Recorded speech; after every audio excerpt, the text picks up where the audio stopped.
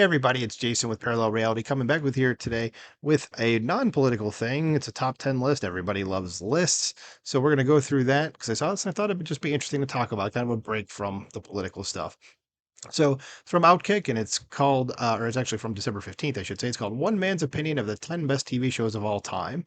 So I already did read this article and I'm not necessarily sure I agree with everything, but there are some on here that I do. And there's, I think, two shows on here that I have never seen a nanosecond of. Um, but other than that, let us go through it because again, everybody likes lists. So let us go down here. So it says, at this time of year, there's usually a debate about the best television show of the year. Sometimes the debate becomes contentious. People get mad online over the conversation. But not this year. It is almost universally agreed upon that the final season of Succession was the best TV show of 2023. And I have never seen a nanosecond of that show. It says you will get no argument from me.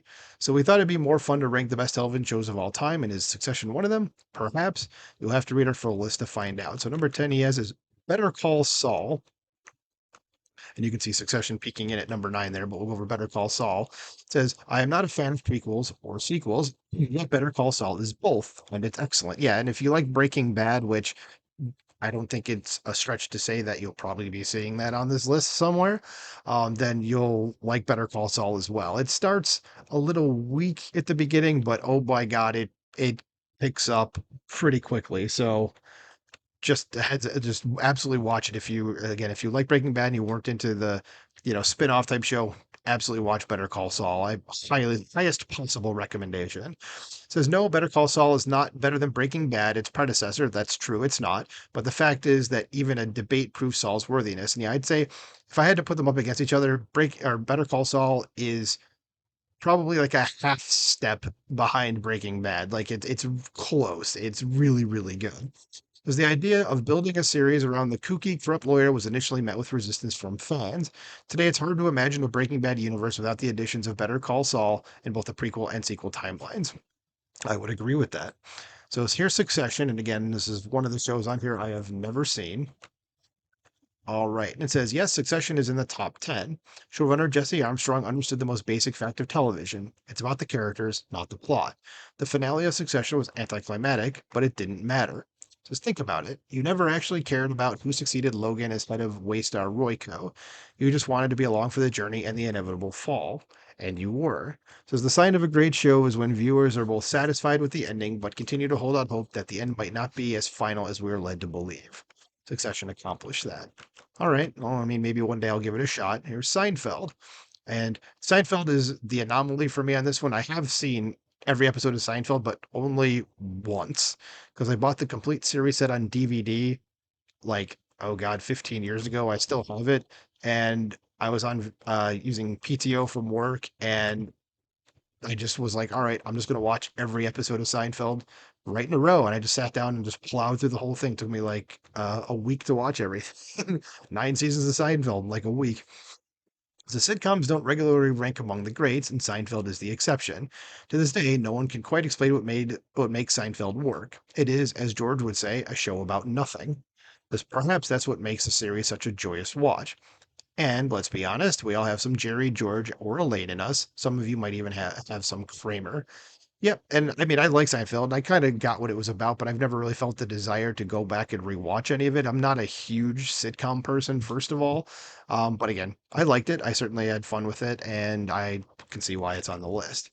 So number 7 is Deadwood, because when you weaponize, they're westernized, not weaponized. What the hell am I talking about? When you westernize The Sopranos, you get Deadwood. So, with all due respect to Al Swearingen, who is this character right here in this video, played by Ian McShane, who is in my opinion, one of the greatest characters in television history. Just an awesome character. He's kind of the villain too, so but just great. Says the alluring town of Deadwood is the best character in the series, as despite the lack of technology, running water, and safety, you can't help but watch Deadwood and wish you could be there, at least for a few days. It says HBO unfortunately canceled the show after its third season in 2006, but Deadwood returned for a near 2-hour film in 2019. Yeah, so that's the thing with it is there's 3 seasons, all of which are fantastic. It was like watching a Shakespearean play in the Old West sort of setting. And then, of course, there's the 2-hour film, which is excellent as well. I highly recommend Deadwood. If you like Westerns, you're going to like Deadwood. Simple as that. Number 6 is Mad Men. Says, while a slow burn and not ideal for binging, Mad Men has the bragging right for never putting forth a bad episode. Not a single one. Says, somehow John Hamm's performance as Don Draper is underrated. It was that good.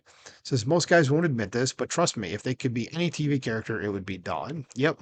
And my thoughts on Mad Men was like, I remember because it was all over the place when it was on and people were talking about it. And I was like, all right, I guess I'll give it a shot.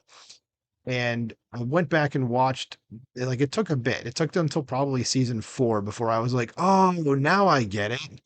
Like, so I kinda just kept watching it, like, there was something intriguing about it, but I wasn't, like, fully into it, and then after like, into the 4th season, I was like, "Oh, now there we go." That's where it clicked, and then from that point on, I was like, "I gotta watch this show when it was on." But yes, I would highly recommend Mad Men. Now we come to Game of Thrones, which I think is the most controversial pick on this entire list, given that I think we all know how it ended, and I haven't found anybody that is actually cool with how it ended, really like how it ended.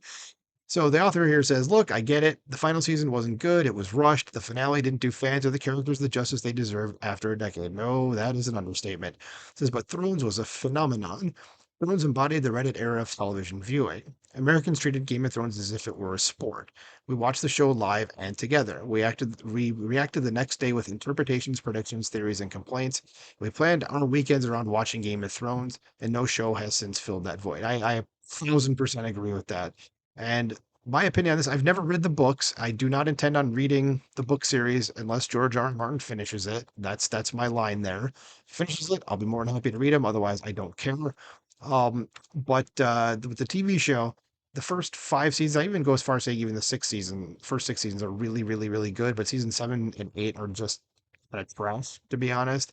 And like my opinion on Game of Thrones is like there's probably a point up through at least the end of season 5 where you're like, this is trending to be the single greatest television show of all time. And then probably after season 6, you were like, okay, it's still probably in the top 10, but after season 7 and 8, like nobody talks about it anymore. Like you just don't hear people talking about Game of Thrones. And I would even recommend people watch it just given the way that it ended. It was that bad.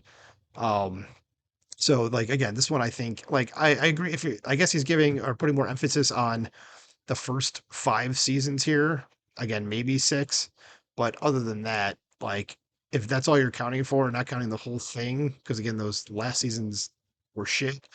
I can understand it being on the list, but I wouldn't put it in a top 10 of all time. I don't know what I'd replace it with, but I certainly wouldn't put it in a top 10 because of the way it ended. And then we have The Wire, which I think is low at number 4. Um, So as some readers might say The Wire is too low, as I just did, and you would see number 3 peeking in there. So it's quite common for critics to list the series as number 1, and I think that's probably where it belongs, 1 or 2. Though I don't think people are going to disagree with what ends up being number 1 on the list, or number 2 for that matter. Says, I get the argument the show felt real, sometimes too real. Yeah, this was. I remember seeing critics, that is, writing about this and saying it felt like watching a novel, and that's really how it felt. It was just like watching a book on television. It was like it really did feel real. And again, if it's a cop show for people that don't know what it's about, and if you haven't watched it, again, this falls under highest possible recommendation, and it's not a show that you can like do other things while it's on TV. Like it's so dense, you have to watch it. And there's going to be some characters on there, and I believe I can't tell who that is. It might be Omar. If that's Omar, he's like everybody's favorite character from the show. Omar's awesome.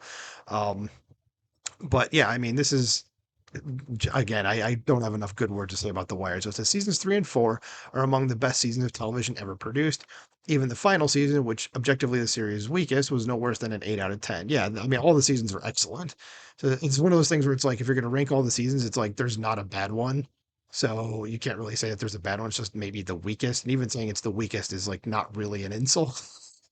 So it says, finally, it says there's a last stringer died too early. And if you know who that is, uh, yeah, I agree with that. But again, I haven't watched this show in a long time, but I fully agree on everything that's said here. It's a great show. So we go on to number 3. It's The Leftovers, which is the other show on this list that I have never seen a nanosecond of. And you can see number 2 peeking in there. So you're probably, if you see number two peeking in, you're probably wondering what number one is.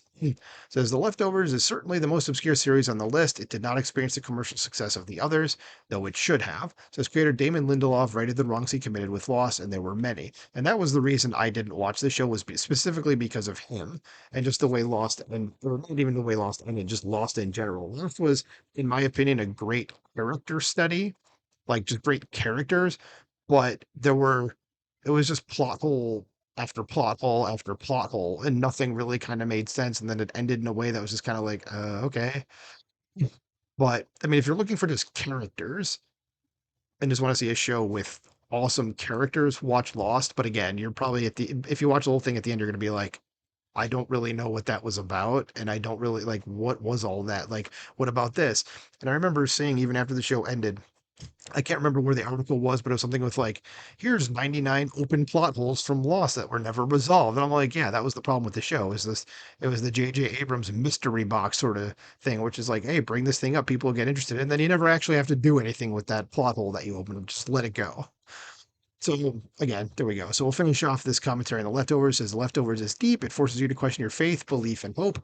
At the end, the series argues that no one is truly the same in the face of losing a loved one, but we all, eventually, experience this unrelenting pain and must find comfort in knowing that while we suffer, those we lost might be no longer.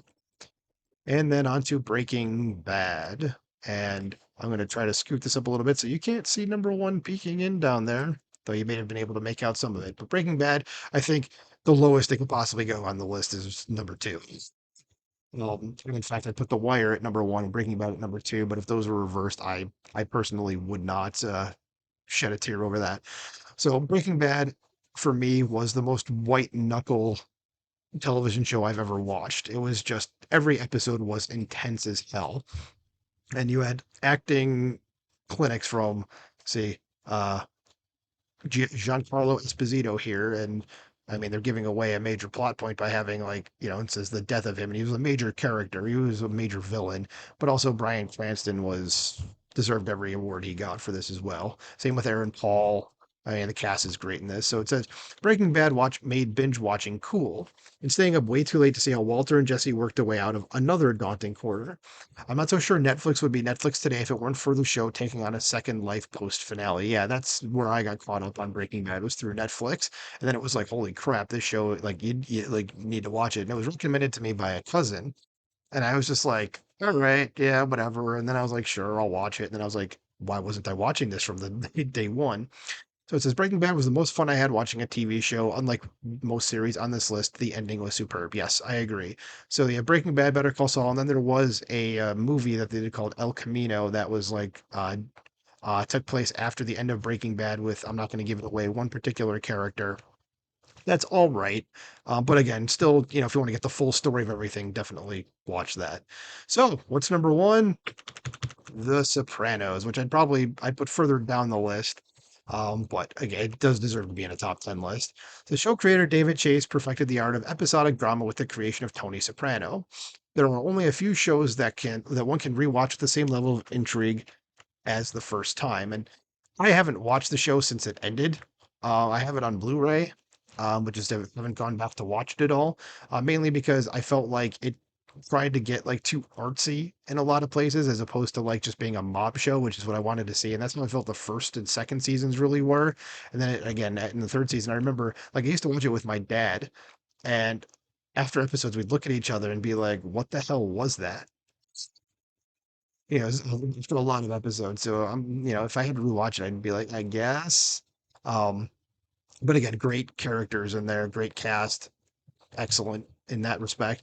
Says, so for Tony, it says, did he die? Did he survive? What happened after the screen faded to black? The fact that you still care 16 years later proves my point, and The Sopranos gets better with time. Yeah, and I remember when that happened in the finale, my dad and I looked at each other again. We're like, my dad like reached for the control. He's like, what happened? I'm like, did your TV go out? And then it just went to like the credits, and it was like, oh, okay.